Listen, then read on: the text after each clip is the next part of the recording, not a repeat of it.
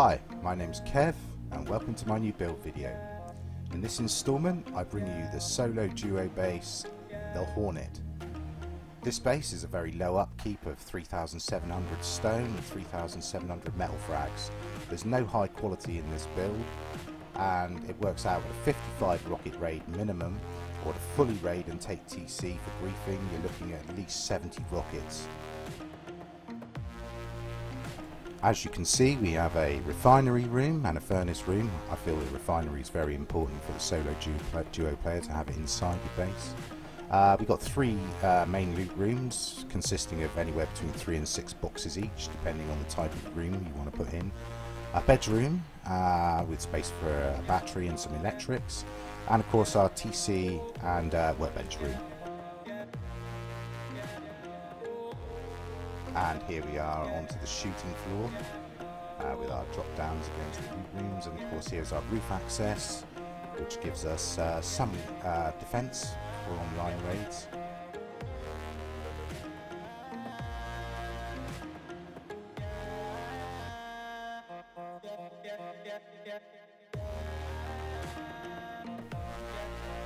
Okay, we're going to start laying our foundations here. What we're going to go for is a standard hexagon shape made with 6 triangles, and then a further set of triangles around that to extend the hexagon to make sure it has 2 sides on each side.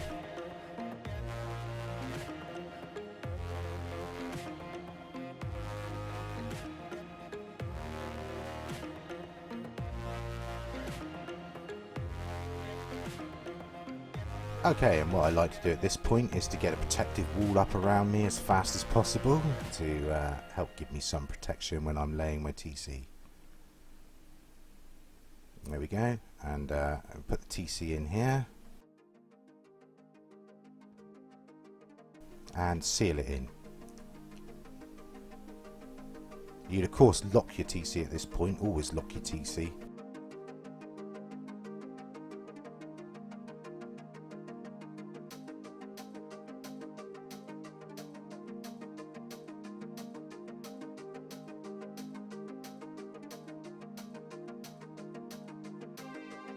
Okay, and for our next step, what we're going to do is we're going to divide this base now into 6 sections, spanning from the center out,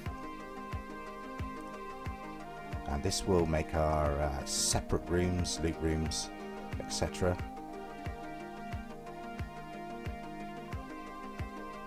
And you should end up with something that looks like this at this point. And then what we're going to do is we're going to cap off the top of the loot rooms. This will be the floor of our shooting floor. And now we're going to work on the outside. You can put 2, you can even put 6 doors in. It does help to have multiple entrances and exits into the base, especially if you're getting raided on one side. It means if they are raiding you on the side of the door, it means you don't have to run out into enemy fire. So always have at least 2 doors. And we just finish off our center core, which will be for our drop downs into the loot rooms. For our next step, we now want to cap off the top of those with metal. These sections here do not need to be metal, they can be stone.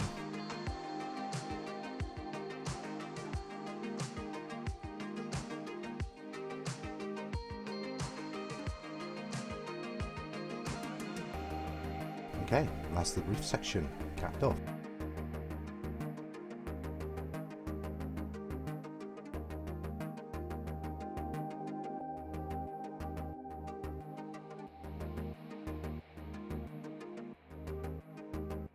The TC room is not a full-size loot room, obviously, because the TC is in the corner of it, and I find that this is a really good place to put in your workbench. And cap all that off. Now it is a little bit of a squeeze, but you can fit 2 beds in here. It just takes a little bit of wriggling. Well, make sure you put the garage door in first. Flip the garage door so it just comes in to the drop down a little bit, giving you a little bit more space in the actual bedroom.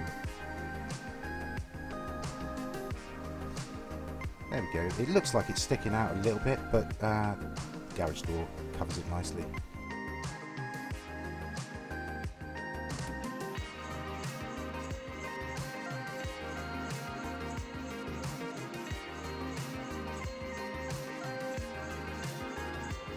Now we're going to go up onto the roof, and anybody that knows anything about radiating will notice that those 5 triangles meeting in the centre can be splashed easily with rockets. All of them can be done at once with one rocket, so what we're going to set up here is splash guards. These splash guards and the extra layer of roof protection will mean that this is not a viable way into the loot rooms now.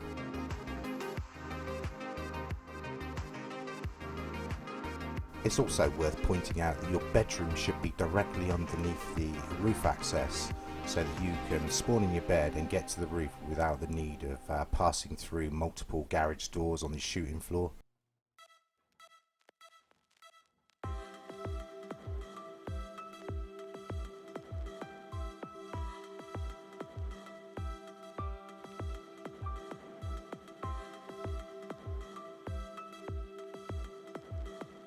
Okay, we're now moving on to the loot rooms. Loot rooms are fairly easy, shouldn't have too much trouble with these. Simple enough. Shelf. Place your shotgun traps before you place your boxes, otherwise you won't be able to get in there.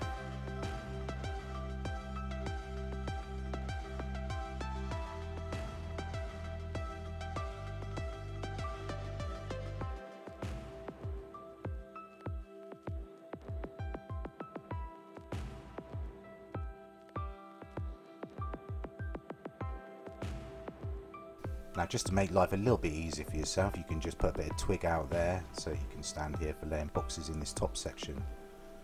But bear in mind, raiders can also twig where I've just laid a little triangle. That means that they will not encounter these shotgun traps at the bottom. So it might not be such a good idea to have your expensive loot in the top of this type of loot room, probably things like clothes and stuff.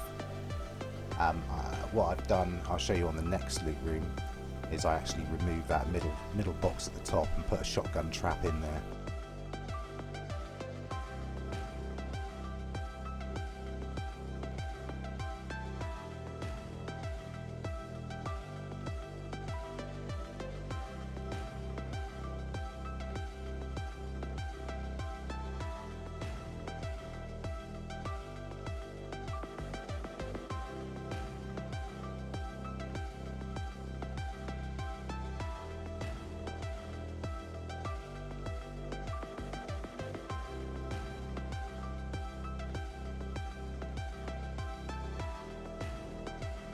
And then we seal the top of the loot room, and that's complete now. Each one of these loot rooms is a solid 8 rockets to move from one room to the next. And our twig that we put down earlier, we're now going to remove that, and we're going to place our refinery. And you can also squeeze a few furnaces around here, so this is your furnace and refinery room.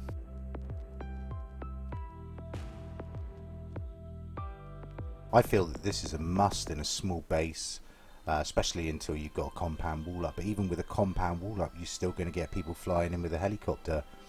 So I really feel that this is really is a necessary thing to have inside your base now, your refinery.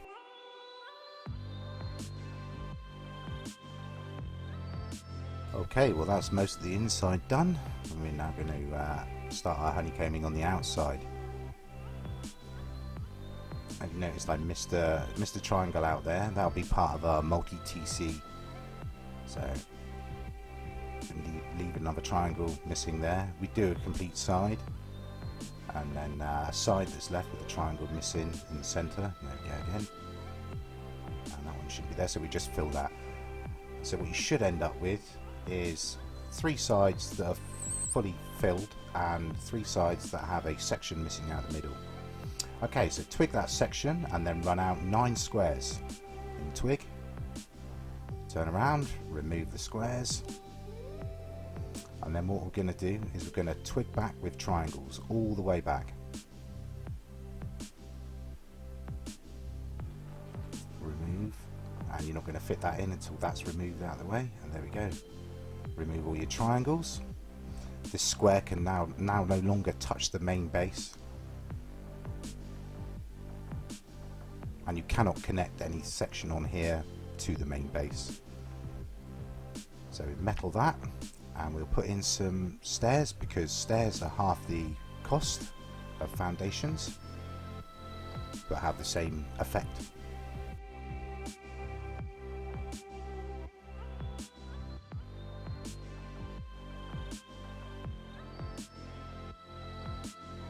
And at this point here we can now place our TC. Simple box, keeping it cheap and easy.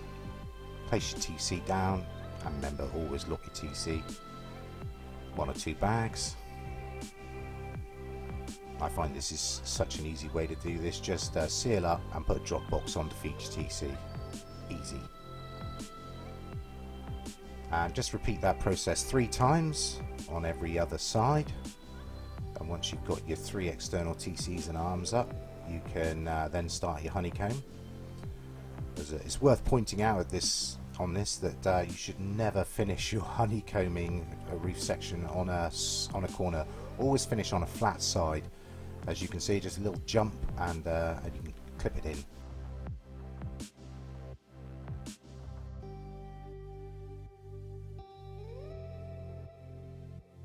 Now you should have something that's starting to look like a base. So we get these roof sections in. These also give you a little bit of protection if you're hiding a helicopter up here or some auto turrets.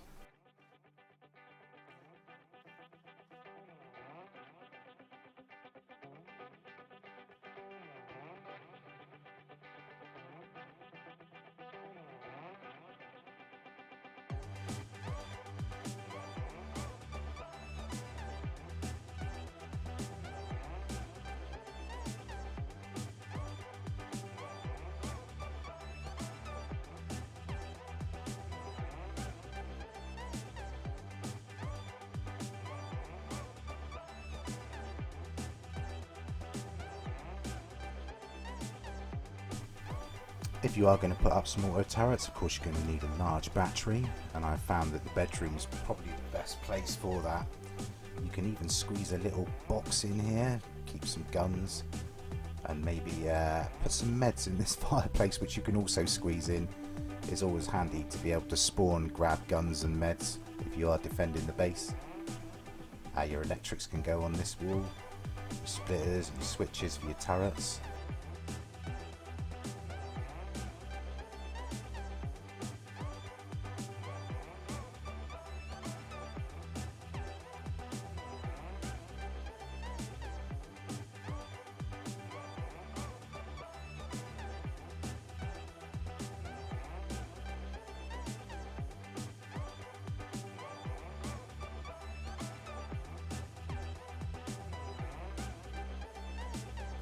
Let's go back into the base and put some garage doors up, just for the hell of it, just to make it a little bit more expensive to get into the loot rooms. They actually act, if you lay them like this, they act as another layer of honeycomb, which is at least another 3 rockets per loot room.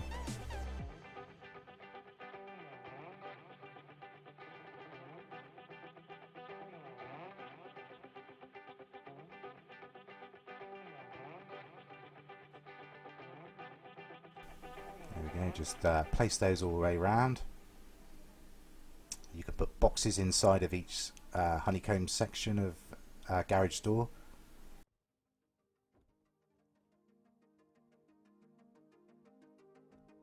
I find that these are quite useful for putting in tools and primitive gear, sort of low value stuff. And of course, always keep these 2 doors shut on your main entranceway, because it will create an airlock. Okay, as you can see, our external TCs and main TC costs.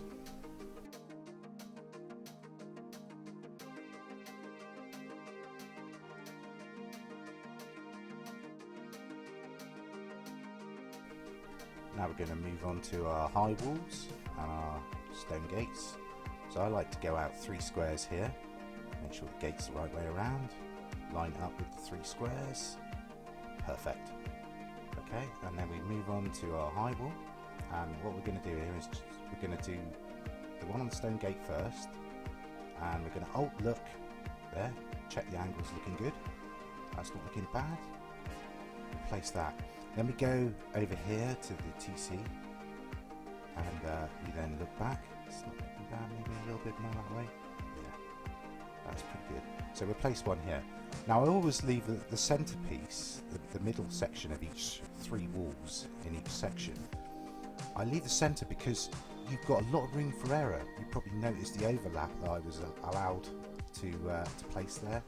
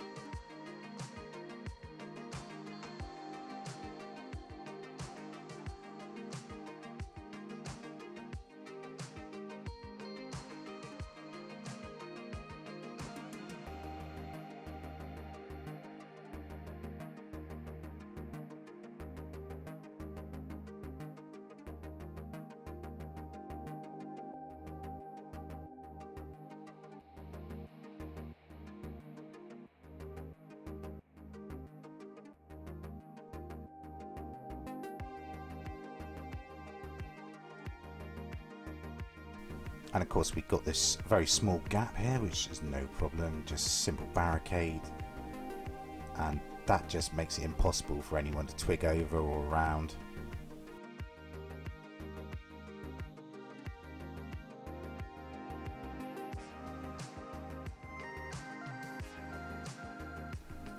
And this is something I like to incorporate in all my base designs, whether they're big or small.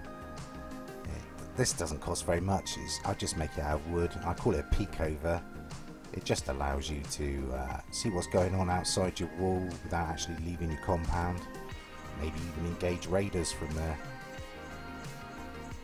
And that is the last finishing touches to the base. Good luck with building this, and I hope this base serves you well.